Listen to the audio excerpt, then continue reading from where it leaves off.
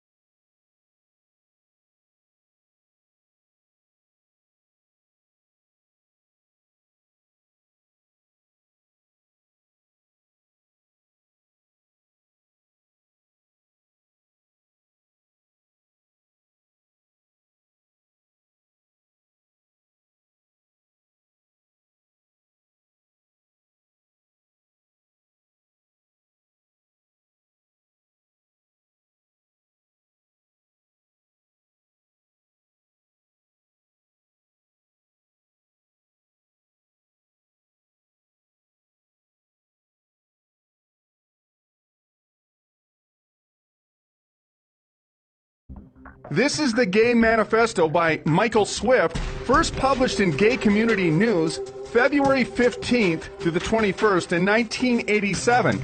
It is also reprinted in the Congressional Record. This is what it states. We shall sodomize your sons, emblems of your feeble masculinity, of your shallow dreams and vulgar lies.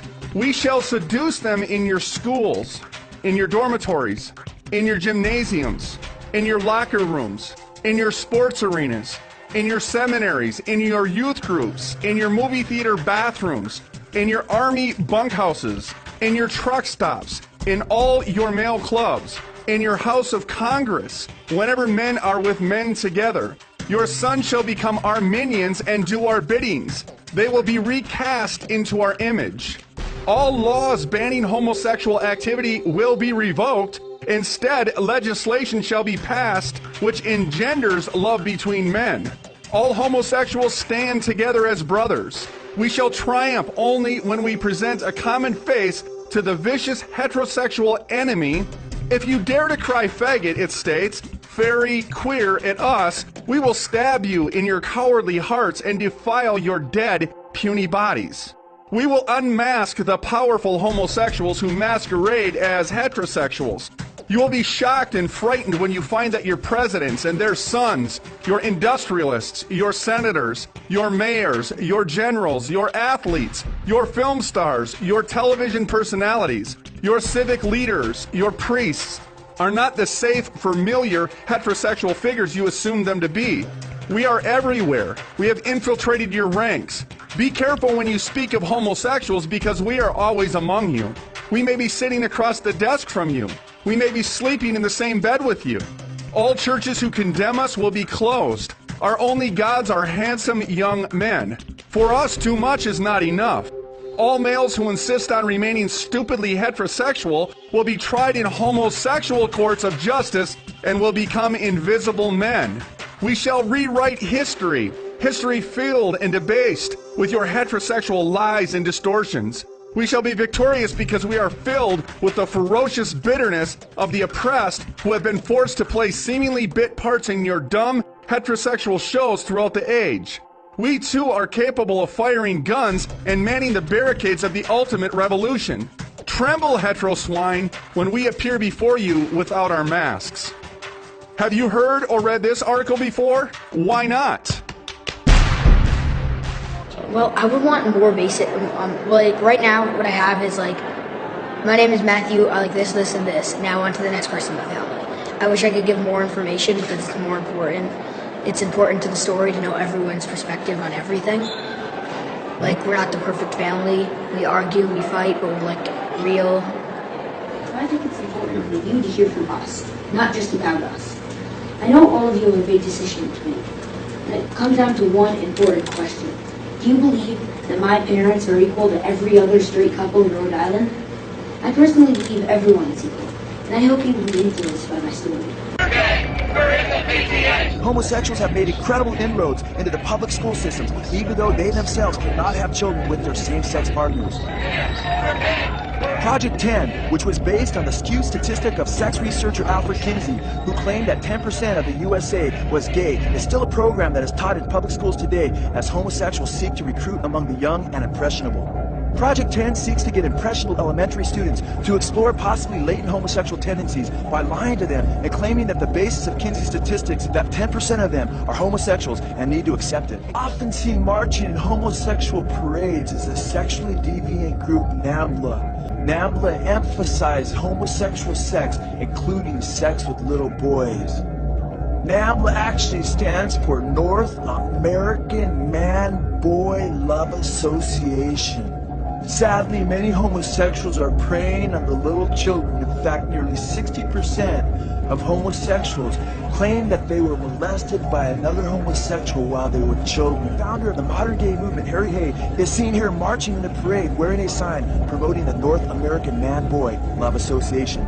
When you open up a can, you may not notice the lining inside, but believe it or not, that lining may contain a synthetic estrogen. That's right, a sex hormone, and it's in almost every single can we consume. Let's turn to another story. Yes, now we turn to the story of a University of California scientist who discovered that a popular herbicide may have harmful effects on the endocrine system. Tyrone Hayes was first hired in 1997 by a company that later became agribusiness giant Syngenta. They asked him to study their product, atrazine, a pesticide that is applied to more than half the corn crops in the United States and widely used on golf courses and Christmas tree farms. But after Hayes found results that the manufacturer did not expect, that atrazine causes sexual abnormalities in frogs and could cause the same problems for humans, Syngenta refused to allow him to publish his work. This was the start of an epic feud between the scientist and the corporation. Now a new article in the New Yorker magazine uses court documents from a class action lawsuit against Syngenta to show how it sought to prevent the Environmental Protection Agency from banning the profitable chemical, which is already banned by the European Union. To start with, the company's public relations team drafted a list of 4 goals. Reporter Rachel Aviv writes, quote, the first was, quote, discredit Hayes. In a spiral-bound notebook, Syngenta's communications manager, Sherry Ford, who referred to Hayes by his initials, wrote that the company could prevent citing of TH data by revealing him as non-credible. He was a frequent topic of conversation at company meetings. Syngenta looked for ways to exploit Hayes' faults problems. If TH involved in scandal, Enviros will drop him, Ford wrote. Well, for more, we're joined by TH himself. That's right, Tyrone Hayes is with us, professor of integrative biology at the University of California, Berkeley, joining us from the campus TV station right now in Berkeley. Welcome to Democracy Now! Can you tell us what happened to you, how you were originally tied to Syngenta, the research you did, and what prevented you from originally publishing it? Well, here at Berkeley, I was a new assistant professor. I was already studying the effects of hormones and the effects of chemicals that interfere with hormones on amphibian development, and I was approached by the manufacturer and asked to study the effects of atrazine, the herbicide, on frogs. And after I discovered that it interfered with male development and caused males to turn into females to develop eggs, the company tried to prevent me from publishing and from discussing that work with other scientists outside of their panel. What was the process within the company as you raised your findings? What was their immediate reaction to what you had come across? Well, initially they seemed sort of supportive. We designed more studies, we designed more analysis, and they encouraged me to do more analysis. But as the further analysis just supported the original finding, they became less interested in moving forward very quickly. And eventually they moved to asking me to manipulate data or to misrepresent data. And ultimately they told me I could not publish or could not talk about the data outside of their closed panel. And Professor Hayes, talk about exactly what you found. What were the abnormalities you found in frogs, the gender-bending nature of this drug, atrazine? Well, initially we found that the larynx or the voice box in exposed males didn't grow properly. And this was an indication that the male hormone testosterone was not being produced at appropriate levels. And eventually we found that not only were these males demasculinized or chemically castrated, but they also were starting to develop ovaries or starting to develop eggs. And eventually we discovered that these males didn't breed properly, that some of the males actually completely turned into females. So we had genetic males that were laying eggs and reproducing as females. And now we're starting to show that some of these males actually show, I guess, what we call homosexual behavior. They actually prefer to mate with other males. And so where did you go with your research? Well, eventually what happened was the EPA insisted that, the Environmental Protection Agency insisted that the manufacturer release me from the confidentiality contract. And we published our findings in pretty high-ranking journals such as Proceedings of the National Academy of Sciences. We published some work in Nature. We published work in Environmental Health Perspectives, which is a journal sponsored by the National Institutes of Health. And when did you begin to get a sense that the company was organizing a campaign against you? What were the signs that you saw post the period when you published your findings? Before we published the findings and before the EPA became involved, the company tried to purchase the data. They tried to give me a new contract so that they would then control the data and the experiments.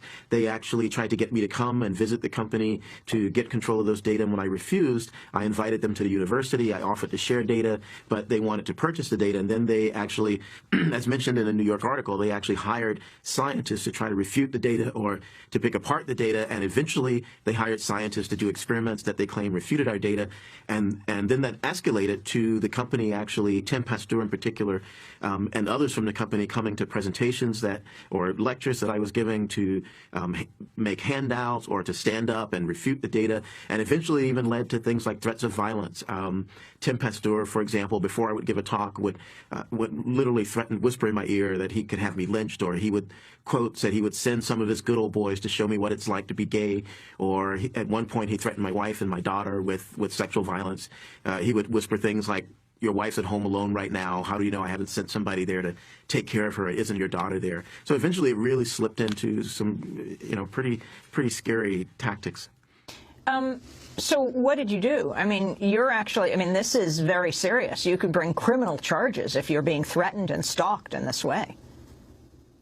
Well, initially, I went to my vice chancellor here at the university. I went to my dean. I went to legal counsel here at the university. And I was told by legal counsel I was told, first of all, by the vice chancellor for research at the time that, well, you published the work, it's over, so I don't understand what the problem is. And I tried to impress upon her, Beth Burnside at the time, that, that it wasn't over, that I was really being pursued by the manufacturer. And eventually, when I spoke with the lawyer here at the university, I was told that, well, I represent the university and I protect the university from liability.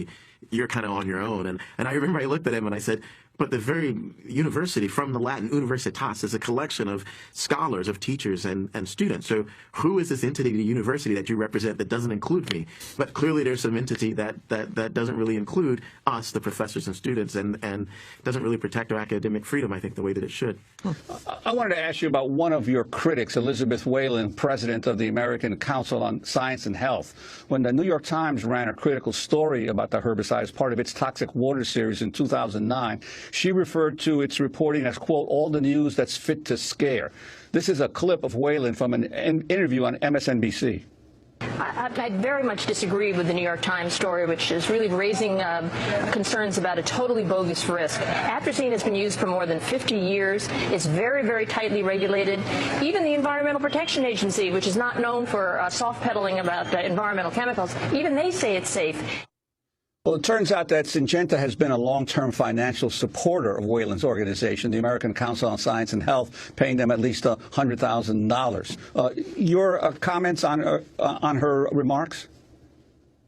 Well, again, they're paid remarks. And one of the most disheartening things in this whole process is that many of my critics, it's one to be academic. If you come and say, well, we interpreted the data this way and we want to argue about this point, but these people really didn't even have an opinion. These opinions were written by the manufacturer, and they were paid to put their names on them to endorse the opinions of the manufacturer. So, that's one of the most disheartening things, that they were really just personalities for sale. And many of the things that she's saying there is just not true. Any independent study from any scientist that's not funded by Syngenta has found similar problems with atrazine, not just my work on frogs, but I've just published a paper with 22 scientists from around the world, from 12 different countries, who've shown that atrazine causes sexual problems in mammals, and that atrazine causes sexual problems in birds, amphibians, fish. So it's not just my work in amphibians. And also with regards to the EPA, one of the scientific advisory panel members on the EPA that was supposed to review atrazine, turns out, is paid and works for Syngenta. So the whole process was tainted, and in fact, the EPA ignored the scientific advisory panel's opinion and actually decided to keep atrazine on the market and not to do any more studies, when that clearly wasn't the recommendation of the scientific advisory panel. I want to go back a second to your remarks about your university, because obviously there are many questions about major universities around the country being in some way or other supported financially by the pharmaceutical or the drug industry. But you're at a prestigious university, one of the top universities in the country, at Berkeley. Do you have some concerns about how your university responded to in your time of need and the attack on your academic integrity? Well, they're not just my concerns. There are many at the university who fear that the university is just becoming a corporation. We're a public university that used to get a lot more support from the state. In my lifetime, the tuition was free for students. Tuition's been rising, and it's really an effort to monetize things, and that includes scientific researchers. There's a lot of pressure on us not just to be scholars and to teach and to do research, but also to bring in funds that will support the university. So there's some sentiment from the university that if you are raising a concern potentially that it might cause the university to lose support or to lose funders, then you won't necessarily get the support on the campus that you need. And we've seen this over and over again. A colleague of mine, Ignacio Chapella, for example, was in a fairly huge battle over the same company, Novartis, and its influences over scientific research at the university. Can you talk about the significance of Syngenta? First of all, is it a significant presence at the university at UC Berkeley? But also the significance of Syngenta as a pesticide company and all that it makes. How powerful is it? Well, when I was originally consulting for the manufacturer, they were Novartis at the time, and Novartis had a big influence on the campus. There was a major deal on the campus. I understand a fifth of the biological sciences support was coming from Novartis, and at the time, they both made pesticides and they made pharmaceuticals. One of my big concerns is that as of the year 2000, prior to the year 2000, the Novartis not only made atrazine, which is used on corn, of course, which is an herbicide, but it also induces an enzyme called aromatase. It causes you to make too much estrogen. And it's now been shown that this herbicide atrazine and this mechanism is potentially involved in development of breast cancer, for example. Up until 2000, the company also made a chemical called letrozole, which did exactly the opposite. It blocked aromatase, it blocked this enzyme, it blocked estrogen production, and this chemical letrozole is the #1 treatment for breast cancer. So this company was simultaneously in 2000 making a chemical that induced estrogen and promoted breast cancer, and making a chemical that blocked estrogen production and was being used to treat breast cancer. So there's a clear conflict of interest there, a clear problem. The other problems are that something like 90% of the seeds that we use to produce our food right now are owned by the big 6 pesticide companies. So again, there's a conflict of interest where the companies have an interest in I guess, getting us addicted to the pesticides to grow the seeds that they also own. And Syngenta, of course, is one of those big 6, one of the big pesticide or agribusiness companies. And a New Yorker article that delves into your story also says that you came to find out that the company was also reading your emails. Could you talk about that? Well, I had some suspicion that they had hacked into my email, and I originally found out there was a professor at Minnesota, and I was going there to give a big lecture, and this professor in the School of Public Health, Deb Dubinovsky, said that she happened to be standing in line at the airport flying back to Minnesota, and just by coincidence, she was standing behind somebody who was having a conversation on his cell phone and who identified himself as an employee of Syngenta, and he made the statement, we have access to his email, we know where he is at all times. So it wasn't just paranoia on my part. I had direct evidence that they had access to my email, and at the time I maintained a second and a third email that I could keep private, and I actually used that information that they had access to my email to send them information, and sometimes false information, for example, booking plane tickets through that email, because then I could send them to the wrong place so they wouldn't necessarily be there to follow me when I was going to speak in other places. I mean, Professor Hayes, this is stunning stuff that came out in this class action suit. The suit wasn't brought by you, but the documents that came out that referenced you, Tyrone Hayes, TH, and trying to discredit you, trying to discredit your family. That was a lawsuit that involved atrazine contaminating water supplies. But what was your reaction when you saw this? You suspected this, you felt you were being followed, you felt they were trying to discredit you, but now you had the documents. Well, it's funny. The way the article reads that, I suspected. I mean, I knew Tim Pester. I knew Sherry Ford. I knew many of the individuals who were following me around. I knew who they were. I knew they had access to my email. So for me, I knew that these things were happening. This guy would directly come up and make lewd comments to me and threatening comments to me. But it was the kind of thing where, it sounded like something out of a movie. I couldn't go and tell my colleagues, like, they're following me around and, they're hacking into my email. Did you put on a tape recorder? What I found, here's how I'll answer that question. What I found out that it was much more powerful for me to suggest and have them think that I recorded everything than for them to actually know what I recorded. And that actually became sort of my protection. So when this guy came up and threatened me and threatened my wife, to then go back and go, oh my God, did he record that or not? So it was much more powerful for me to have them think that. But you can see in their handwritten notes that they were very concerned that I was recording conversations. There's notes that they wanted to trap me, to entice me to sue, and these kinds of things. And my reaction now to see it all in the New Yorker and for all of this open for the world to see is there are two reactions. One is I can't believe they wrote these kinds of things down, right? That you're plotting to investigate me and investigate my school and investigate my hometown and all these kinds of things, and you wrote it down. But my other response is this is quite analogous to when you hear these stories of somebody who's been in jail for murder for 10 years and then the DNA evidence gets them out, and you ask them, are you happy? Well, of course I'm happy. But I've also been in jail for 10 years, you know what I mean? So of course I'm happy now that these documents have all been revealed, but it's also been a very difficult time for me and for my family, for the last 10 or 15 years, for my students as well, for the last 10 or 15 years, to be pursued this way and to be under a microscope this way and to feel threatened this way for so long. As we wrap up, what's happening with atrazine today? Where does it stand? It's still on the market. We're still studying it. A number of studies are still coming out from around the world. One recent study has shown that male babies that are exposed in utero to atrazine, their genitals don't develop properly. Their penis doesn't develop properly, or they get microphallus. There's studies showing that sperm count goes down when you're exposed to atrazine. And this is not just laboratory animals or animals in the wild. This is also humans. We use the same hormones that animals do for our reproduction, and it's a big threat to environmental health and public health. I want to thank you very much for being with us. Tyrone Hayes, a professor of integrative biology at the University of California, Berkeley, has devoted the past 15 years to studying atrazine, a widely used herbicide made by Syngenta. We'll link to the article in the New Yorker magazine that reveals how the company tried to discredit Professor Hayes after his research showed atrazine causes sexual abnormalities in frogs and could cause the same problems for humans. The article is called A Valuable Reputation, after Tyrone Hayes said that a chemical was harmful. Its maker pursued him. You got your wife and baby. Brokeback Mountain looks like a big, bold, manly Western movie, but instead of the usual boy meets girl romance, this film's about cowboy meets cowboy. It's one of the most forward attempts yet by Hollywood to mainstream homosexuality. David Kupelian, author of The Marketing of Evil. It is very, very propagandistic, because the entire purpose of the movie is to make homosexuality seem like something good and appealing, and to make people who are opposed to homosexuality seem to be bigots and homophobes. There have been homosexual movies for years, but usually marketed to gay and art house audiences, but not with Brokeback. They are marketing red state, bush country America. The way the studio did that was by first opening it up in just 5 blue state cities where there were large built-in gay audiences, so the first showings had blockbuster numbers. and they get these high numbers and all the buzz going, and then pretty soon it's sort of like the emperor's new clothes effect. We're all looking at that, even middle Christian America saying, everybody else says this movie is so great, I need to go see it to see why it's so great. Is there an actual agenda at work here? Alan Sears and his co-author, Craig Austin, in a book called The Homosexual Agenda, warn about a complex and well-thought-out strategy to make America gay-friendly and hostile to those who resist. These Christian authors quote extensively from After the Ball, a 1989 gay manifesto that laid out this agenda. Many gays deny such an agenda exists.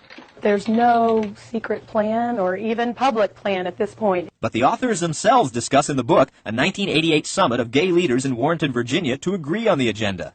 These authors are a reportedly brilliant researcher into the brain, Marshall Kirk, and a Harvard-trained expert in public persuasion tactics, Hunter Madsen. The two proposed using on straight America tactics remarkably similar to the brainwashing methods of Mao Zedong's Communist Chinese, mixed with Madison Avenue's most persuasive selling techniques. The purpose of this brainwashing? Quote, using the very processes that made America hate us to turn their hatred into warm regard, whether they like it or not. First, the two proposed homosexuals and their liberal allies should desensitize heterosexuals by getting homosexuality talked about as much as possible in the straight world. Quote, the main thing is talk about gayness until the issue becomes thoroughly tiresome. You can forget about trying right up front to persuade folks that homosexuality is a good thing, but if you can get them to think it is just another thing, meriting no more than a shrug of the shoulders, then your battle for legal and social rights is virtually won. We're talking about a demand for a behavior that not only wants to not be condemned, but to have every affirmation from every possible point that it is correct, it's good, and it's approved. Now look at the media. There's a tidal wave of gays and gay themes. The L Word is a Showtime hit that follows the lives of a group of lesbians. #1 rated Desperate Housewives even has time for the occasional gay guy subplot. You're gay? I'm gay. A flamboyant homosexual is one of the main characters in the brand new series, Emily's Reasons Why Not. This doesn't seem gay. I didn't seem gay before I came out. Yeah, you did. Heights, one of the most popular independent films of late, has a closeted gay torturing himself over whether to marry his fiancée or go off with the man he really loves. Happy Endings features another tortured young man who can't be happy till he finally faces his homosexuality. And here in the latest movie section of the Washington Post, The Family Stone, where a mom says she'd just as soon have gay kids as straight ones. The Producers, which features a wildly homosexual Broadway director, and Capote, about the famously gay writer. Another point Kirk and Madsen push, portray gays as victims of circumstance and oppression, not as aggressive challengers. Gays must be portrayed as victims in need of protection, so that straights will be inclined by reflex to assume the role of protector. Suddenly those who choose homosexual behavior, sodomy, are victims. It's crazy. But have homosexuals won on getting themselves seen as a persecuted minority? Turning to the movies, the Bible is black and white. The wildly popular Saved portrays born-again Christians as cruel homophobes trying to reprogram poor young misunderstood gays in their midst. Trembling Before God is about how Orthodox and Hasidic homosexuals are persecuted and not accepted. The Conspiracy of Silence argues some gay priests are hounded to death because they can't act out their homosexuality. And the list of gay-centered, gay-sympathetic shows goes on and on. Closeted Canadian homosexuals in Touch of Pink. Closeted Asian lesbians in Saving Face. And the good, kind, understanding homosexual next door has been seen in so many movies and TV series, he's become somewhat of a cliché. These days, some 30 regular homosexual characters are being beamed into your home by the major networks every week. As Kirk and Madsen put it, quote, the average American watches over 7 hours of TV daily. Those hours open up a gateway into the private world of straights, through which a Trojan horse might be passed. And speaking of horses, like it or not, the gay cowboys of Brokeback Mountain are playing to big crowds in a theater near you right now. Paul Strand, CBN News, Washington. In a stunning turn of events, the defense withdrew a plea deal that would have kept two Glastonbury fathers out of jail. Channel 3 Eyewitness News reporter Matthew Campbell just got out of court and is live now with the new information. Matthew? Well, Denise, this is literally a case that's pitting brother against brother. On one hand, you have one son who's describing in detail some of the graphic, alleged sexual abuse that happened at the hands of his two fathers. While on the other hand, his own blood brother is saying none of that is true. Now let's go ahead and take a look at video just shot moments ago. The two men at the center of it all are George Horanz and Douglas Worth. Here they are leaving the courthouse together moments ago. They had no comment for us, and they adopted 9 children in all. Some of them are accusing the couple of doing the unthinkable. We're talking about rapes, locking children in cages, and many more things just too graphic for TV. A little bit of fan mail here. Dear Molotov, like you, I'm a libertarian-minded individual. I love Ron Paul. Aside, I wore this shirt today just for you, Steve. Thought you'd appreciate that. Since watching your show, I've even started taking Krav Maga lessons. But there is one issue that I cannot seem to reconcile. How is it that you, an intellectually curious individual, a member of Mensa no less, could oppose LGBT people's right to marry whomever they want? Gay marriage is going to happen sooner or later. If they don't get on the right side of history, the Republican Party may go down with this ship. I sincerely hope you aren't on it. With the utmost respect, Stephen. Well, Stephen, I truly appreciate your civil dissent. Your mild tone is a breath of fresh air compared to the usual profanity-laced, Dan Savage-styled diatribes that my staff are normally subjected to. First off, addressing your concern about me and the GOP, I'm not tied to the Republican Party, so I'm not going down with any ship. Second, I do not agree with your assertion that gay marriage is inevitable. The vast majority of Americans take issue with gay marriage, and frankly, they're sick and tired of having their votes thrown out by a few liberal judges. But allow me to answer your question as to why a sharp fellow like myself, a thinker, would take issue with gay marriage. Well, Steve, I don't actually have a problem with people entering into contracts with each other or leaving each other property. I don't have any problem with people visiting each other in hospitals. People have a right to property, they have a right to privacy, and I fully support that. I believe in the power of attorney, for example. I believe in wills and the sharing of legally binding documents. What I have a problem with is defining gay marriage as a civil right. If gay marriage can be classified as a civil right in the United States, then mosques, synagogues, and churches will lose the right to criticize homosexuality in their services, and they will certainly not be allowed to refuse marriage to anyone that walks in the door. They will be forced to marry gay couples. That's not fear-mongering, it's already happening. Last year in Denmark, their parliament ruled that gay marriage was a civil right, and that gay couples could get married in any church or synagogue that they chose. Clergy will just have to bend over and take it. Apparently, in this era of political correctness, the right to marriage outweighs the fundamental rights of religion, association, and speech. Steve, if the people of California, the most liberal state in America, if the people of California voted to ban gay marriage, it should be banned. End of story. Either we have a democratic process or we don't. Ironically, it's the Democrats that are trying to overturn the will of the people here. Democracy is the first thing to go out the window when Democrats lose any kind of vote. They should stop calling themselves Democrats, frankly. They should call themselves something like egocrats, because all they care about is getting what they want, and they'll do it by hook or by crook. There's nothing democratic about suppressing the will of the people, and there's nothing tolerant about it either. Steve, you mentioned Krav Maga classes, so let me share something. Now, this is the first time I've ever mentioned this publicly, but it is relevant. Before I had studios around North Carolina, I once taught Krav Maga at a school in Raleigh. Actually, my wife and I, we both taught there, and we never talked about politics at all when we were teaching. It just never came up. But of course, outside of the studio, as a political communication strategist, I was involved in several conservative groups, and one of them was trying to pass this amendment that would ban gay marriage. Well, when the owner of the studio found out, and after North Carolina passed this amendment, he got so mad, he kicked us out, me and my wife. And then he started spreading rumors and lies about me, telling people that I was a hate monger and that I wanted to kill all the gays. Yeah, he actually said that. And he used those smears, those lies, to try to damage our business and ultimately steal my schools out from under me. And I'm the one who's a bully?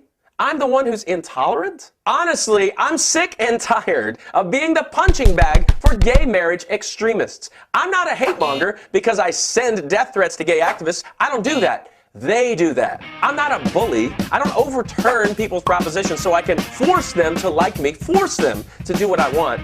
They do that. I'm not some crazy kook fringe here. I represent the vast majority who are just concerned about the implications of turning gay marriage into a civil right. I simply disagree. And even though I'll be called a Bible thumper for bringing up these things, I haven't brought up the Bible once. I don't need to. I'm bringing up the Constitution because I respect the Constitution. I respect the law of the land. Unlike gay rights extremists, I actually respect the will of the people, even when they disagree with me. If gay rights advocates get enough votes to legalize gay marriage, legalize it. But don't call me a hate monger or a bully because we simply disagree, and don't you dare try to overturn my vote because you don't like the outcome. That's not democracy. That's not fair. That's not tolerant.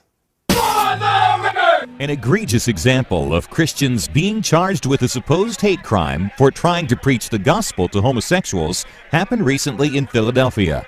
Michael Markavich is the founder and director of Repent America.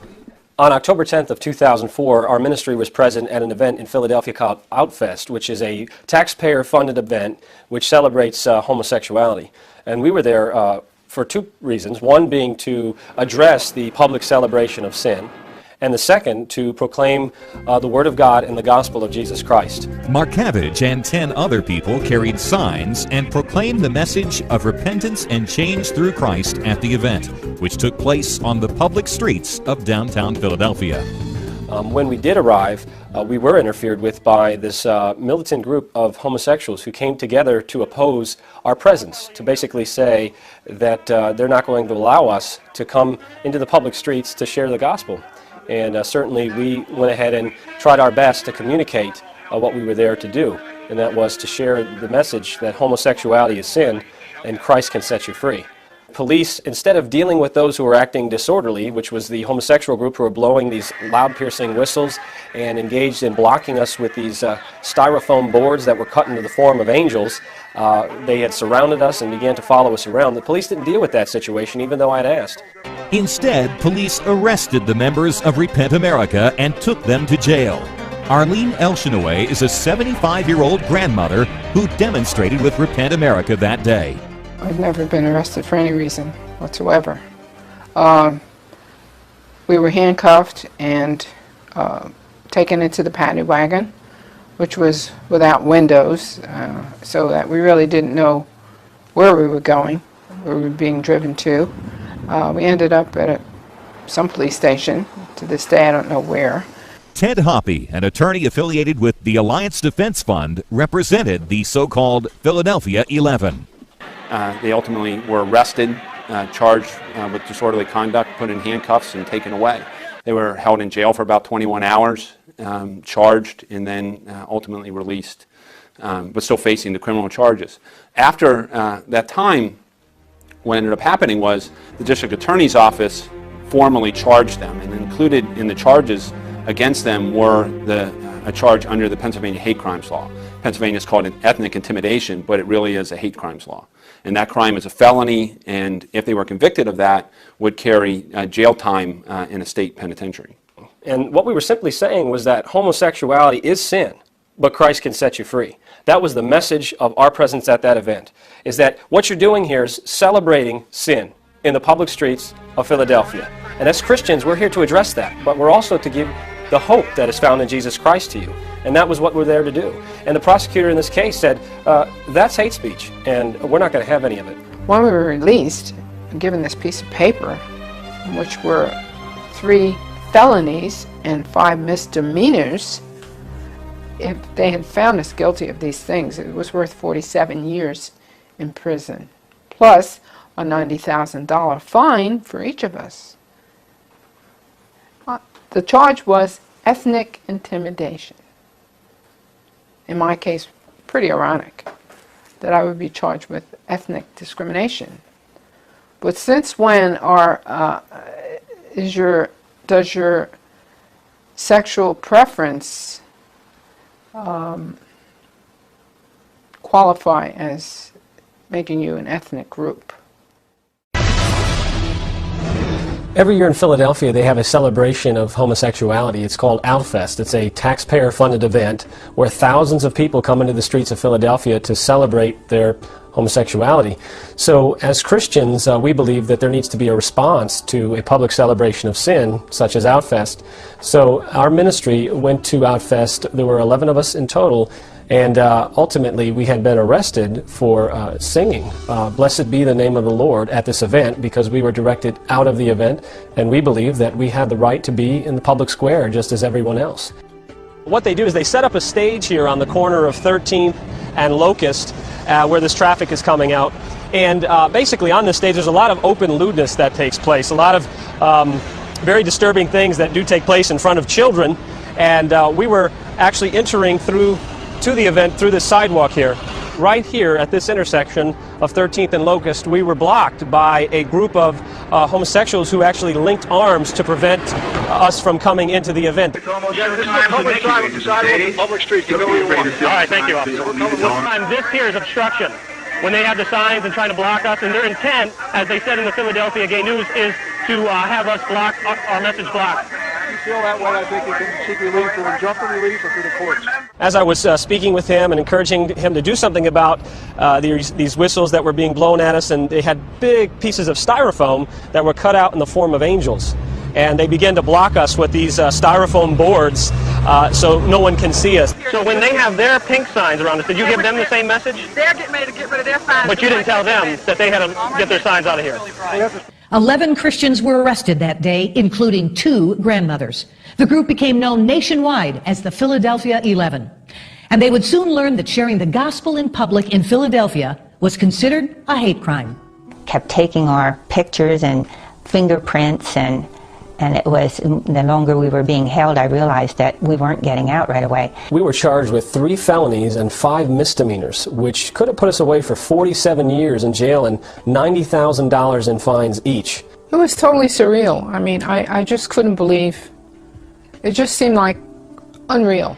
When it announced its pro-gay marriage rulings, the Supreme Court also attacked the motives of those who came up with the Defense of Marriage Act, DOMA. It enshrined traditional marriage in federal law. But writing for the majority, Justice Anthony Kennedy said, the avowed purpose and practical effect of the law here in question are to impose a disadvantage, a separate status, and so a stigma upon all who enter into same-sex marriages.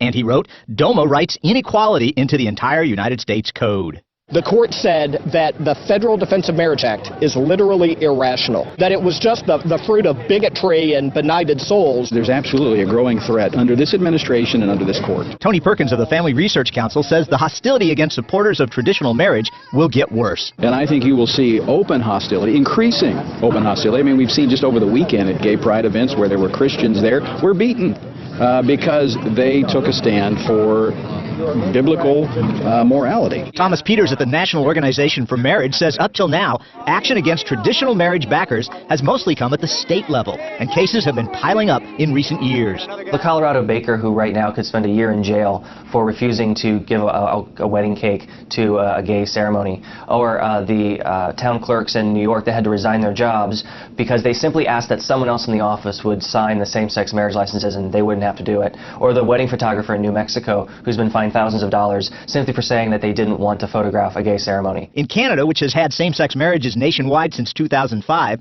in the last few years, 200 to 300 cases against opponents of gay marriage were brought before courts, human rights commissions, and employment boards. Now Perkins expects a steep rise in cases across the U.S., and he says that's going to have a major impact on America. This is about fundamentally altering the American society. Loss of religious freedom, loss of parental rights, employers, bakers, photographers, florists being forced to participate by threat of law in same-sex marriages. This Washington State florist in March refused to supply the flowers for a gay wedding because of her Christian beliefs. She said, I will happily serve you as an individual, but I don't believe in gay weddings, and so I'm not going to do the weddings for your ceremony. The Attorney General and the ACLU colluded to sue her with criminal and civil penalties. This is just a gross overreach of power. And these days, the most active of gay rights activists demand affirmation from everyone, and they suggest it's anti-gay to do anything less than show full support for them. At this moment, apathy and passivity are no better than bigotry. For instance, an email went to Department of Justice managers this spring saying they should display a gay pride symbol in their office, and it instructed when it comes to gays, quote, don't judge or remain silent. Silence will be interpreted as disapproval. So one big worry in this atmosphere is what happens to federal workers who believe homosexuality is unbiblical.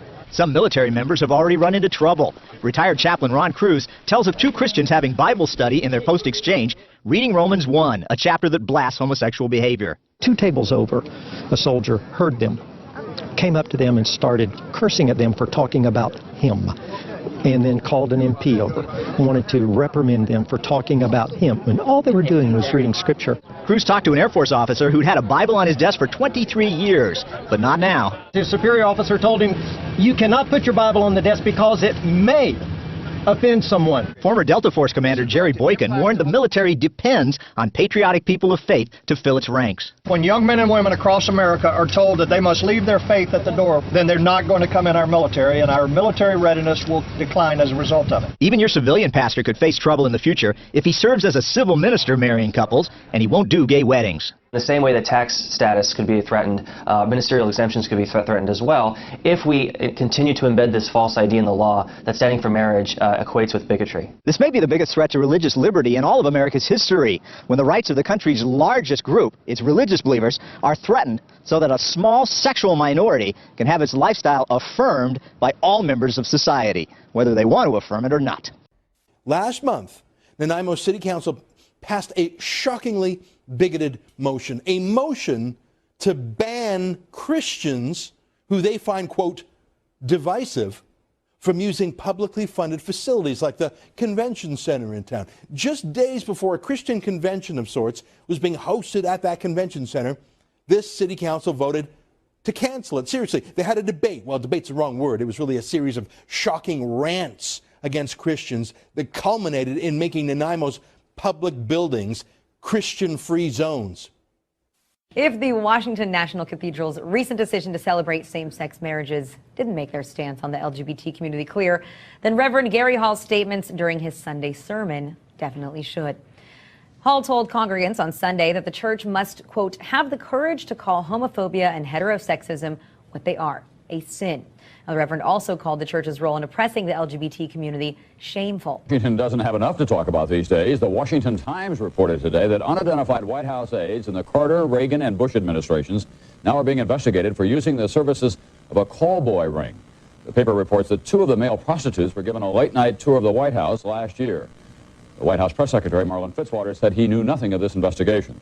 NBC's Lisa Myers reports her sources in the U.S. Attorney's Office say the investigation is not focusing on prostitution, but on fraud involving the use of credit cards to pay for the call boy service. The Bohemian Grove that I attend, one time at a time, the Easters and the others have come there, but it is the most faggy goddamn thing you will ever had. As crazy as it sounds, a recent Supreme Court ruling on same-sex marriage may soon allow pedophiles to argue they are suffering discrimination. Using the same tactics used by gay rights activists, pedophiles have begun to seek similar status, arguing their desire for children is a sexual orientation no different than heterosexual or homosexuals, writes Jack Miner for the Northern Colorado Gazette. Miner notes that psychiatrists are now beginning to advocate redefining pedophilia in the same way homosexuality was redefined several years ago. Homosexuality was long considered a mental illness. However, in 1973, the American Psychiatric Association declassified it from a list of mental disorders.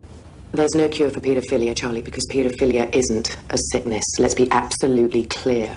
There's something in the brain of a pedophile that's different from what's in the brain of a non-pedophile. Be able to make a much more direct contact with these people when we indicate to them that we know that they didn't choose this. We know that they really had no opportunity to select what they're going to be attracted to. More recently, a self-described organization of minor attracted people, B4U Act, held a symposium proposing a new definition of pedophilia in the Diagnostic and Statistical Manual of Mental Health Disorders of the APA. B4U Act and other pedophile advocacy organizations cite an APA-issued report claiming that the negative potential of adult sex with children was overstated, and that the vast majority of both men and women reported no negative sexual effects from childhood sexual abuse experiences. In 2013, California Congresswoman Representative Jackie Speer, a Democrat, proposed federalizing a state law prohibiting counseling to change a person's sexual orientation. The bill, according to critics, defines pedophilia as a sexual orientation and would afford the same rights granted to homosexuals. This language is so broad and vague, it arguably could include all forms of sexual orientation, including pedophilia, said Brad Dacus, president of the Pacific Justice Institute. It's not just the orientation that is protected, the conduct associated with the orientation is protected as well. In 2014, the New York Times argued in favor of civil rights for pedophiles. Margot Kaplan wrote for the newspaper that around 1% of people sexually attracted to children must hide their disorder from everyone they know or risk losing educational and job opportunities and face the prospect of harassment and even violence. This is essentially the same argument used to mainstream homosexuality. Representative Paul Stam handed out a 2-page list of definitions of sexual orientation, comparing it to incest and pedophilia. It was so offensive. I've never really seen anybody make such a blatant ignorant statement and then try to support it with a document. Brandon, who represents Guilford County, is openly gay and says Stam's comments were painful. It's hurtful that you would compare me personally to a pedophile. In point of fact, writes Michael Brown, All the principal arguments commonly used to normalize homosexuality have been used to normalize pedophilia and pederasty. Jerome Corsi, writing for WorldNet Daily, is concerned pedophilia will become the next sexual rights revolution. Corsi points to the normalizing of sexual pathology that occurred following research by Alfred Kinsey and the Kinsey Institute into sexual variations. Corsi cites Judith Reisman in her 2010 book Sexual Sabotage. Our laws are no longer based on Judeo-Christian morality, but on Kinsey's immoral morality. An adulterous, fornicating, aborting, pornography-addicted, masturbating, impotent, sadistic, masochistic, bisexual, homosexual, exhibitionist, voyeuristic, and child sexual abusive world, she wrote. These truths are difficult to accept, yet crucial. Americans must come to understand what has gone wrong and how we can change from a family-oriented and flawed but honorable country to a sex-obsessed and violent one. It is written by Justice Kennedy as we expected. I believe that is the case. Yes. He is joined by Justice Ginsburg, Breyer, Sotomayor, and Kagan. That suggests to us that this is going to be upholding the right to same-sex marriage. This is what it says. The 14th Amendment requires a state to license a marriage between two people of the same sex and to recognize a marriage between two people of the same sex when their marriage was lawfully licensed and performed out of state. There were two questions in this case. The court has run the board in favor of those who do favor same-sex marriage, not only saying there is a constitutional right to same-sex marriage, but saying that if you're married in one state that does recognize it and another one that doesn't currently, it's got to be recognized everywhere. This is the best case scenario for supporters of same-sex marriage, again, written by Justice Kennedy. It appears that on this case, the Chief Justice did not go with him as he did yesterday, what we saw. The Chief Justice Roberts filed a dissenting opinion in which Scalia and Thomas have joined him. In addition, Scalia filed his own dissenting opinion, which Thomas joined. Thomas also filed his own dissenting opinion, which Scalia joined. Alito filed a dissenting opinion. So we have the block of 5 justices. Kennedy goes with the left wing of the branch. Ginsburg, Breyer, Sotomayor, and Kagan. Upholding and finding same-sex marriage is a constitutional right. It is going to be across the board in all 50 states. And again, dissenting opinions written by each of the 4 justices who find themselves in the minority. And again, the bottom line, the 14th Amendment does require states to recognize same-sex marriages performed out of state. Same-sex marriage, since same-sex couples may now exercise the fundamental right to marry in every state, this is now all 50 states, there's no lawful basis for any state to refuse to recognize a lawful same-sex marriage performed in another state on the ground of its same-sex character. We know that there are a number of states that only recognize traditional marriage. According to the Supreme Court, that is now over. In all 50 states, same-sex couples can now, as of today, in this lengthy opinion, June 26, 2015, gay marriage is now legal across the United States because of this 5-4 opinion. America is a different country than it was hours ago. A landmark ruling from a sharply divided U.S. Supreme Court clearing the way for same-sex marriage in all 50 states. I vowed to keep up the fight against the so-called Defense of Marriage Act. There's a bill to repeal this discriminatory law in Congress, and I want to see that passed. But until we reach that day, my administration is no longer defending DOMA in the courts. I believe the law runs counter to the Constitution, and it's time for it to end once and for all. It should join Don't Ask, Don't Tell in the history books. At a certain point, I've just concluded that for me personally, it is important for me to go ahead and affirm that I think same-sex couples should be able to get married.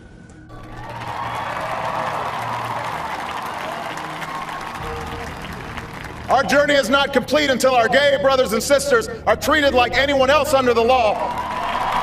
For if we are truly created equal, then surely the love we commit to one another must be equal as well.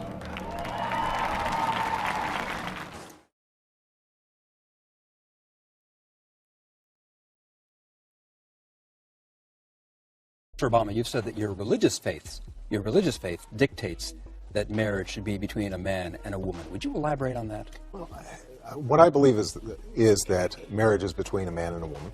But what I also believe is that we have an obligation to make sure that gays and lesbians have the rights of citizenship that afford them visitations to hospitals, that allow them to transfer property between partners, to make certain that they're not discriminated on the job. I think that bundle of rights are absolutely critical. But as far as why, what in your religious faith calls you to be against gay marriage? Well, what I believe in my faith is that a man and a woman, when they get married, are performing something before God, and it's not simply the two persons who are meeting. But that doesn't mean that that necessarily translates into a position on public policy or with respect to civil unions. What it does mean is that we have a set of traditions in place that I think need to be preserved. But I also think that we have to make sure that gays and lesbians have the same set of basic rights that are in place, and is a valuable thing. Let me interrupt and ask you a very quick follow-up question. Do you believe homosexuality is a choice? No, I don't. You think it's innate? I think that for the most part it is innate. I think that obviously it may vary in certain circumstances, but I think that it is something that is a part of their identity. Now, being the case, Mr. Obama, that being the case, if something is not a choice, if something is innate, then why isn't it a civil right? And why isn't your support of civil unions as opposed to marriage, does that amount to separate but equal? No, I think there are a whole host of things that are civil rights, and then there are other things, such as traditional marriage, that I think express a community's concern and regard for a particular institution. So marriage is not a civil right as far as you're concerned? I don't think marriage is a civil right, but I think that it's a human right? But I think that being able to transfer property is a civil right. You think marriage is a human right? I think not being able to, not being discriminated against is a civil right. I think making sure that we don't engage in the sort of gay bashing that I think has unfortunately dominated this campaign, not just here in Illinois, but across the country, I think is unfortunate. And I think that that kind of mean-spirited attacks on homosexuals is something that the people of Illinois generally have rejected. If we're honest with ourselves, we have to admit that there have been times when we've scorned our gay brothers and sisters instead of embracing them. I will tell you that I don't believe in gay marriage, but I do think that people who are gay and lesbian should be treated with dignity and respect, and that the state should not discriminate against them. So I believe in civil unions that allow a same-sex couple to visit each other in a hospital or transfer property to each other. I don't think it should be called marriage, but I think that it is a legal right that they should have that is recognized by the state. If people find that controversial, then I would just refer them to the Sermon on the Mount, which I think, is, in my mind, for my faith, more central than an obscure passage in Romans. Wherefore God also gave them up to uncleanness through the lusts of their own hearts, to dishonor their own bodies between themselves, who changed the truth of God into a lie, and worshipped and served the creature more than the Creator, who is blessed forever.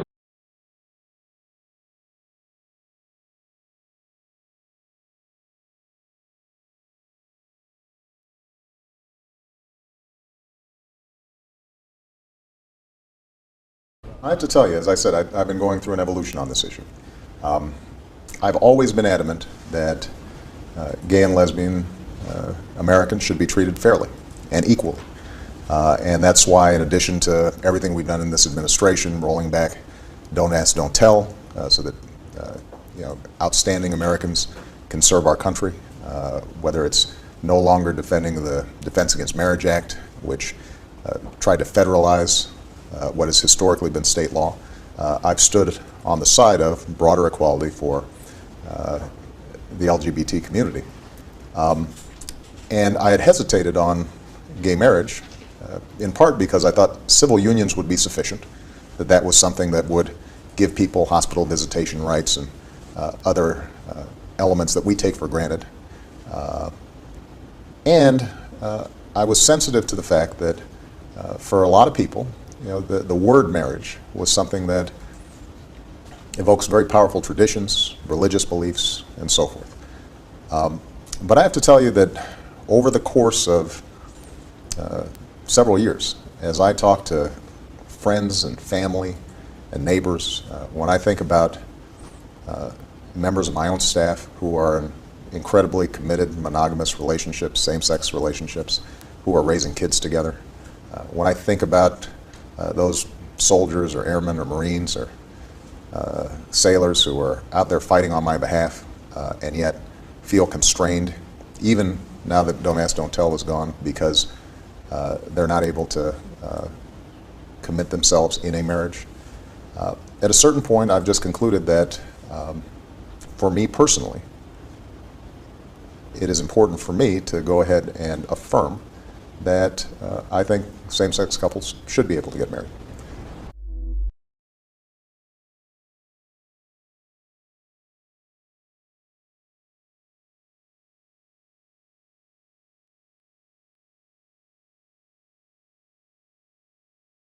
You did make that historic decision to say that you're in favor of gay marriage. Will you now fight for a federal bill? My Justice Department has said to the courts, we don't think the Defense of Marriage Act is constitutional. This is something that historically had been determined at the state level.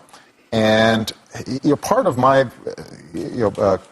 believing ultimately that civil unions weren't sufficient. Will you personally fight to repeal that act? Well, look, Congress is clearly on notice that I think it's a bad idea.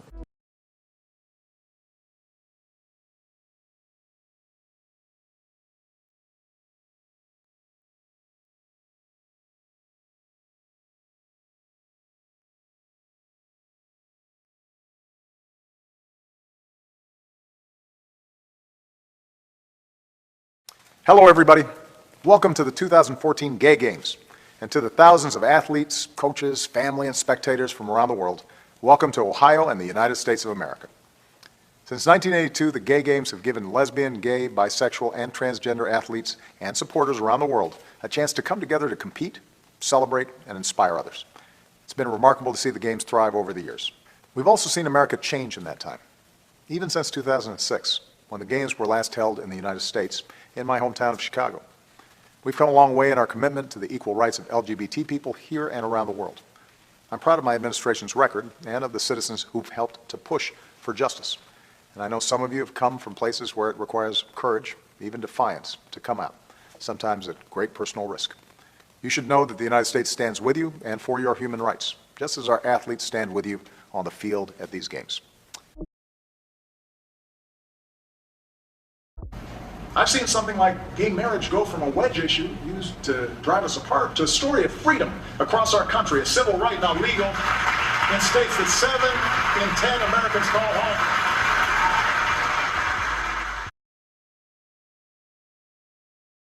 Our nation was founded on a bedrock principle,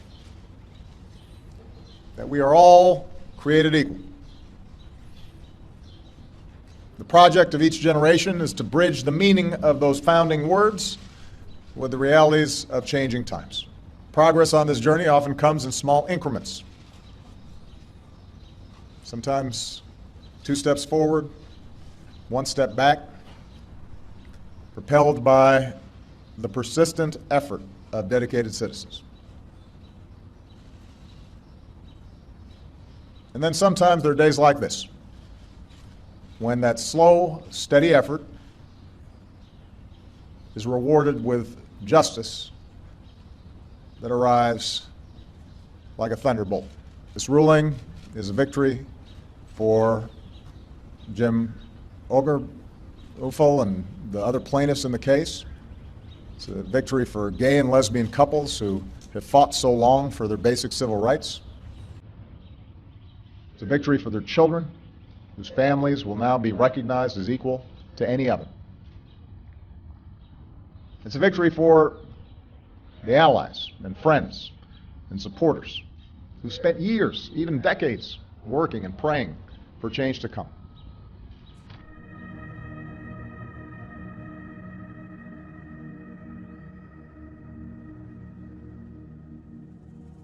When do we want equality? When do we want it now? When do we want equality? We've been hearing about it for months, but the battle for marriage isn't about equality. By trampling on marriage, homosexual activists want to reshape the culture into something we won't even recognize. But this battle isn't about marriage. It's about driving the homosexual flag into yet another segment of society and then using it as a club to silence all dissent, to label anyone who disagrees as a hater.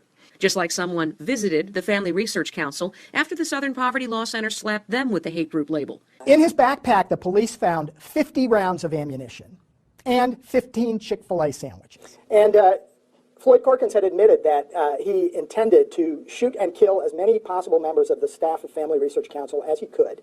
And he intended to smear the Chick-fil-A sandwiches in the faces of his victims. Corkins had chosen his target, or multiple targets, by looking at the website of the Southern Poverty Law Center. And because they had designated Family Research Council as a quote-unquote anti-gay hate group and placed us on their hate map, which is still on their website, that was how he chose us as a target. Once marriage is redefined, that becomes a foundation for Christian and traditional beliefs to be marginalized. It's no longer speculation. When Massachusetts courts redefined marriage, K-12 homosexual indoctrination intensified, and parental rights became a thing of the past. After the diversity book bag came home, we realized that the intention of the administrators and teachers was to affirm these relationships and gay marriage in the minds of children. When we went into the school, what we requested is parental notification when these issues are brought up by adults within the school, and the option to opt our child out of this type of indoctrination. You wish to affirm homosexuality to our son. You're presenting that which is sin as though it is not to our son, and we cannot allow that. To make a long story short, the accommodation they gave was to put me in handcuffs and send me to jail. This battle isn't about marriage. It's about freedom. They were willing to handcuff a father and send him to jail. It was a 6x8 cell, filthy.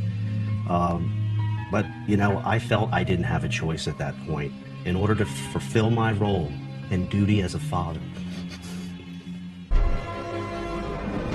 If we care about our freedom, we had better use it now. This morning we are so lucky to be celebrating our first Glenview Family Pride celebration. I'm really excited about today.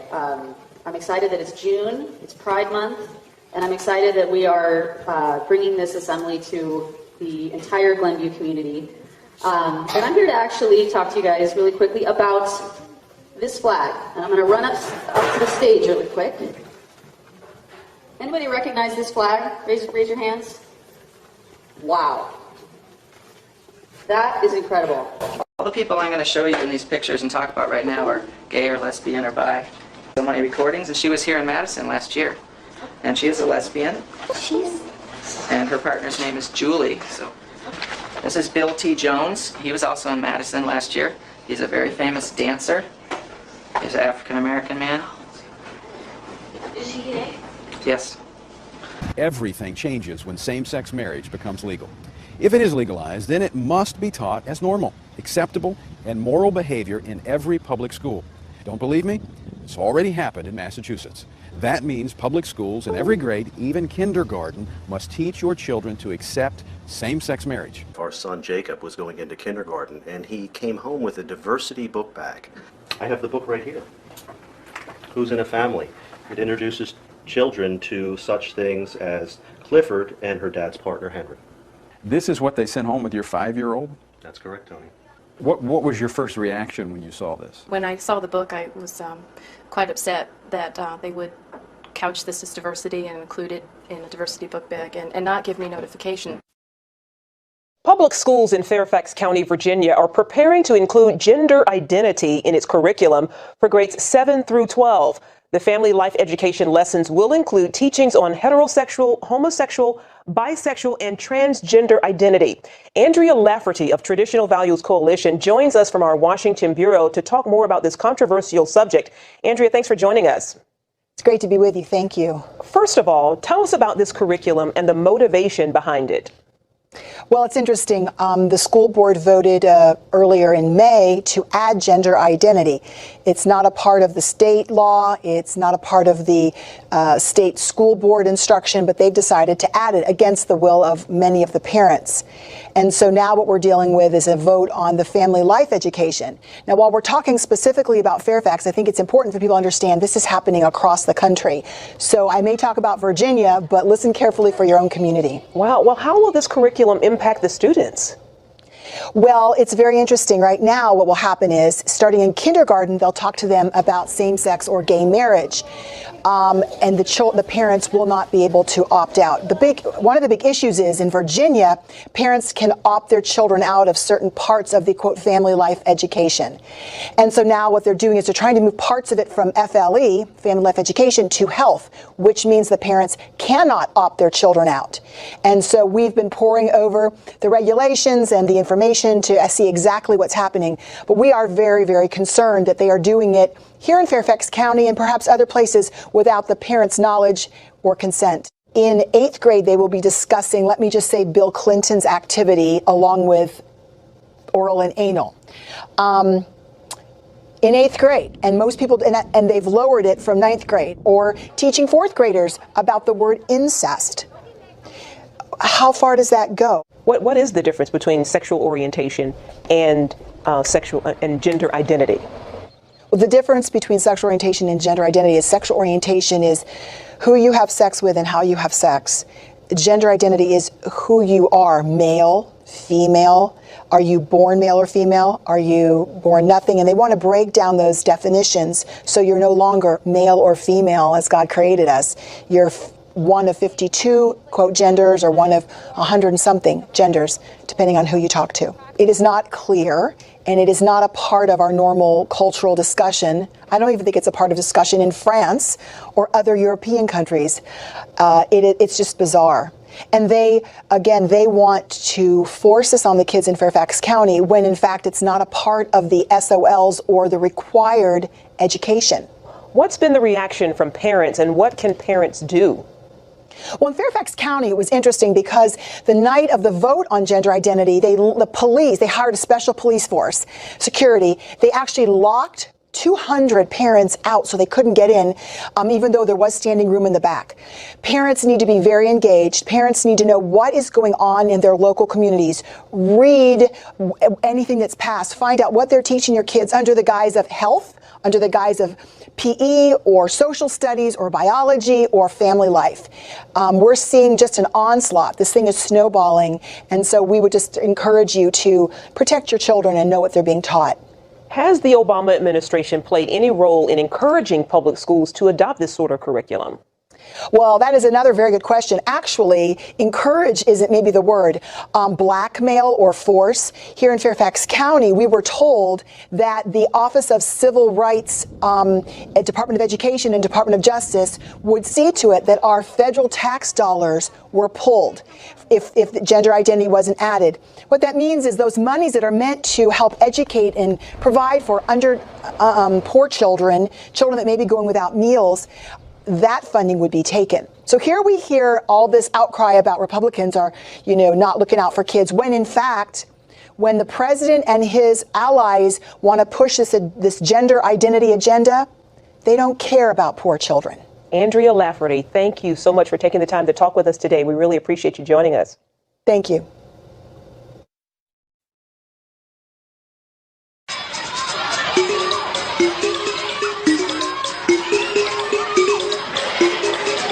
So I wanted to start out by asking you, did you all celebrate Mother's Day yesterday? Who did? Yeah, let's see a show of hands. Who celebrated Mother's Day?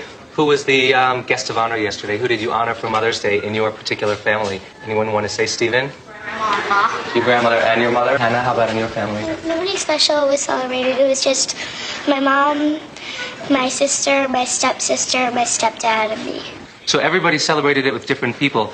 There's step-parents, grandparents, aunts, brothers, sisters, all different kinds of people. And some of you were wondering, you saw that I had invited Emily in, and you were wondering why she's here. Why don't you come up, Emily? For those of you who don't know her, Emily's next door to us in Rosa's class. She's in 3rd grade, too. And I asked her to come in today on purpose because yesterday, for Mother's Day, our celebration was probably a little bit different than any of the celebrations that any of us had in this class. Do you know CBK Cookies on Amsterdam Avenue? They sponsored a contest. It was a Mother's Day essay writing contest. And I didn't know about the contest, but when it was over, a couple of people told me, you should read Emily's essay. It was really interesting and really nice. And I thought it would be nice if she came in and read it to you. So here's a copy of it. And in a nice, why don't you move up so they could hear you? And in a nice, really loud voice, this is the essay that was entered for a Mother's Day contest.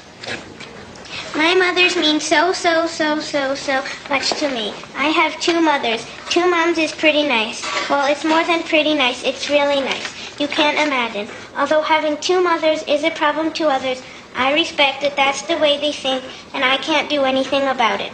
I still think that those people think stupidly. This once happened with a boy in my class who could not come to my house because my parents were lesbian.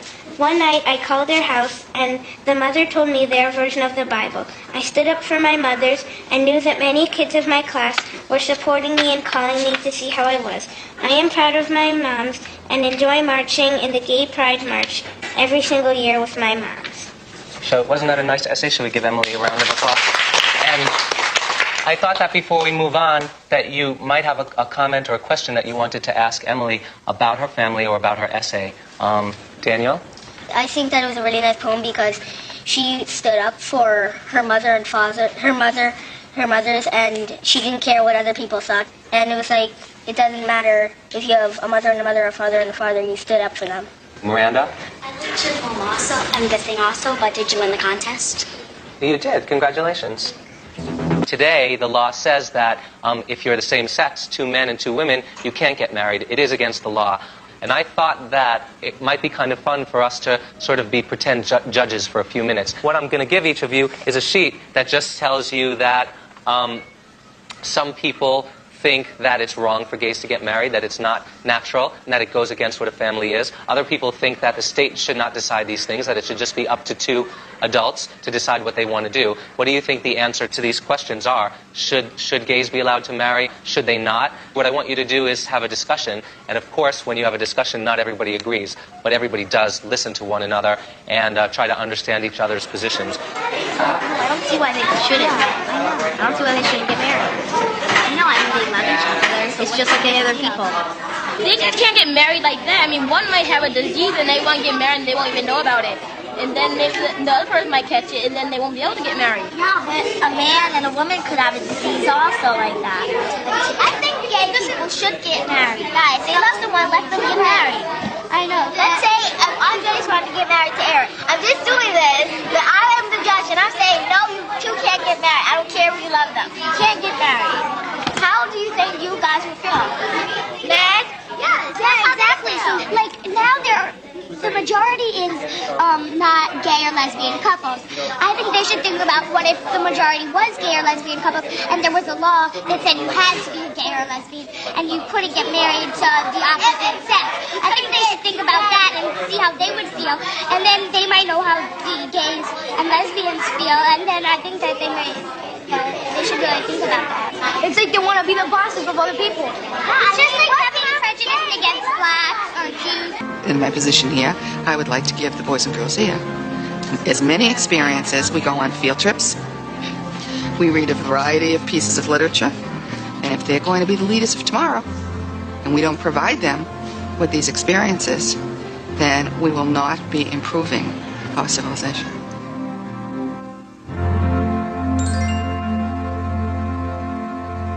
Kids will be learning the 4 R's this year: reading, writing, arithmetic, and re-education. A vocal group of gay couples is pushing lesson number 9, a so-called anti-bullying lesson plan that will teach kids in kindergarten through 5th grade about LGBT, or lesbian, gay, bisexual, and transgender lifestyles. I'm a gay dad. I've been with my partner for 15 years, and we've raised both of our children since birth. We needed to address the issues of harassment, and we needed to address the issues of visibility, and the district answered that call. Alameda Unified School District is acting appropriately in response to both anecdotal knowledge and data that anti-LGBT harassment does occur in our schools, as it does in other schools across the state and country. Remember, this is about kindergarten through 5th grade. After this meeting, we asked Assistant Superintendent Sherratt to provide that data she referenced on LGBT bullying. In an email, she replied, quote, "I have referred you to the district's legal counsel. It is appropriate that she respond." We're still waiting for that response. What we do know is out of the 140,000 schools in this country, from kindergarten through college, the FBI documented 135 bias incidents based on sexual orientation in 2007. But none of these 135 incidents are specific to grades K through 5. And Fox News reporting did not find any data evidencing bias incidents based on sexual orientation at the elementary school level in 2007 or in any other year. The LGBT, I classified in the new bullies on the block. The school is not there to teach my child the social issues of life. That's my job. The problem is there's a group of adults who are trying to superimpose their ideology on some children instead of just preparing teachers how to handle bullying or how to handle offensive language. So why have LGBT groups moved to the head of the class? Fox News cameras were in Alameda to capture over 10 hours of heated public debate. On one side, angry parents.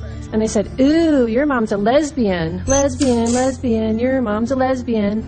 And she said, I didn't know what they meant, but I just felt really sad, and I went and sat by myself. I'm 16, a sophomore at Alameda Community Learning Center, an avid fantasy role player, a metalhead, and a homosexual. I have been harassed by other students in my classes and even began to consider to just stop trying in school and to just give up on life. On the other side, more angry parents. My child has been the product of bullying because she's black. She has never viewed a single video in the classroom like Eyes on the Prize, the history of the Buffalo Soldiers, or African-American women writers from the 19th century. However, I am not requiring Alameda Unified School District, who is already strapped for cash, to incorporate these changes because I know how to successfully parent, educate, and instill value and self-worth in my child. You are choosing a book, and Tango Makes Three, that for 3 years in a row from the American Library Association, and again, libraries are choices, was the most challenged book.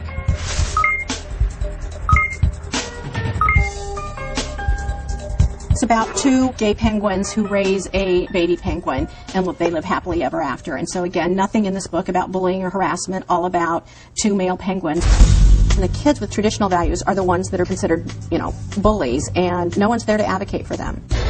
So how did the school board vote on the curriculum change? Member Spencer? Oppose. Member Tam? Yes. Member McMahon? Oppose. Member Jensen? Yes. Member Mooney? Yes. And the LGBT side has it, 3-2. In a state that ranked third from the bottom in 2007 in fourth grade reading scores, Alameda second grade students will be required to read Tango Makes Three. And by third grade, watch That's a Family. They're the best dads ever. The idea that they want to force this on children and parents and not even allow parents to opt their children out proves there's an agenda, and they want to force this down these young kids' throats. I spent 3 years as a volunteer at Franklin Elementary School. I experienced in those 3 years dealing with 40 kindergartners calling each other by a lot of different slurs, including the gay slurs that Ms. England says is just an agenda. It's not just an agenda, it was a need to keep the students safe. What did you do to stop it? What did you do to stop it? Did you enforce the current school policy? Let me finish my statement. What did you do to stop the slurs? I dealt with that as a Christian. I'm very excited about going home and kissing my boys and telling them that we have had a victory tonight. And the school board should be ashamed of itself when not only does it vote to approve such a measure, but funds it in order to vote for it. This battle isn't over yet. 11 states around the country now have bullying laws that include sexual orientation. That means that this scene in Alameda will be replayed in schools across the country. That's right. An education official has issued a stark warning about the homosexualist takeover through Common Core. An Alabama Board of Education member is drawing criticism for making a number of outlandish claims, according to Huffington Post Politics, about the Common Core during a recent GOP luncheon. Betty Peters, the state school board district member for District 2 in the southeast part of the state, spoke at a meeting of the Republican women of Coffee County on October 21st, during which she espoused views on the Common Core, quote, transgender values and the homosexualist takeover of education in the southern states. She warned about Common Core's standards as an example of federal overreach and claimed that the program allows homosexualists, these are her words, to influence school children. The Southeast Sun, a newspaper based in Enterprise, Alabama, reported this week, quote, I understand Alabama, Arkansas, Mississippi are 3 southern states targeted by the radical left homosexualists to change our students' perspectives, Peters said. And according to the Sun, she said, we have gone past gay, lesbian, and bisexual, and we're now into the gender fluid spectrum. She said, and as I said when I first campaigned, and I've said it every time since we need to get back to the basics, she says, reading, writing, and arithmetic. From first grade on, Peters continues, we need to be teaching the C part, the lowercase c part, which is Christian values, not Muslim values, not transgender values. We need to be teaching the old biblical values. Now, of course, the debate is going to be erupting in the comment section below about teaching Christian values in school, the separation of church and state. But it's biblical values are simple. It's what is right and what is wrong. Nature has a way of finding a balance. So when this teacher goes ahead and issues this stark warning, she's letting you know what is actually taking place in the schools in the South. Transgender values being taught to children? They don't even know what sex is, and they're already being taught these things. It's very concerning if you are a teacher, and I think it also, if you're a parent, but it also gives you another reason to consider homeschooling. Take your kids out of these public schools. There's no need for them to be taught these types of things. A Texas teacher is fighting back after being fired following her refusal to identify a 6-year-old girl as a boy. The 6-year-old is transgendered. Dale Hurd is on this story. We should be able to stand up for our rights without getting terminated for it. Lawyers for a Texas teacher have filed a federal discrimination lawsuit after she says she was fired for refusing to address a 6-year-old girl as a transgender boy. Madeline Kirksey and co-worker Akeisha Wyatt say a 6-year-old girl came to the Children's Lighthouse Learning Center in Katy, Texas, wanting to be called a boy. The child's same-sex parents presented her as transgender. I took a stance, first off, because of my beliefs. I trust God. And secondly, I stood up for the protection of all the children, not just the one. I just want to stand up for my rights also. And what's right is right and what's wrong is wrong. The teachers say the child seemed confused about her gender, at times claiming she was a girl and using the girls' restroom. Their attorney filed a complaint on the basis of their religious beliefs, race, age, and gender. A spokesman for the Children's Lighthouse Learning Centers told TV station KTRK via iPhone that he believes this is simply part of a bigger national agenda on transgender rights. I'm gonna say my chorus. Running to all the dicks like Forrest. I hate niggas, that's not true. They ask me what block I live on, I said on your dick between your balls. Okay, I said I'm sucking your dick, your balls in my face like Kobe. Little nigga, I be sucking your dick, y'all don't even know me. Yo, I said I'm sucking on your dick. In prison, I'm the warden. You already know my legs open faster than Jordan. Sucking on the dick fast, I never do it slow. Everybody know because my job is to blow and my blows is to job. Like I'm sucking on your knob and I'm sucking on your cock. It's like corn on the cob. Tough and my neck shit crazy. I suck your dick, then I really call KD. But lately, I've been sucking dick and y'all wanna smell? Well, fuck it though. I'm really let that smell. And look, Drake voice. Started from the dick, now I'm here. Started on the dick, now I'm sucking on your pubic hair. Started from the dick, now I'm here. Started on the dick, now I'm sucking. Then I grab his nutsack.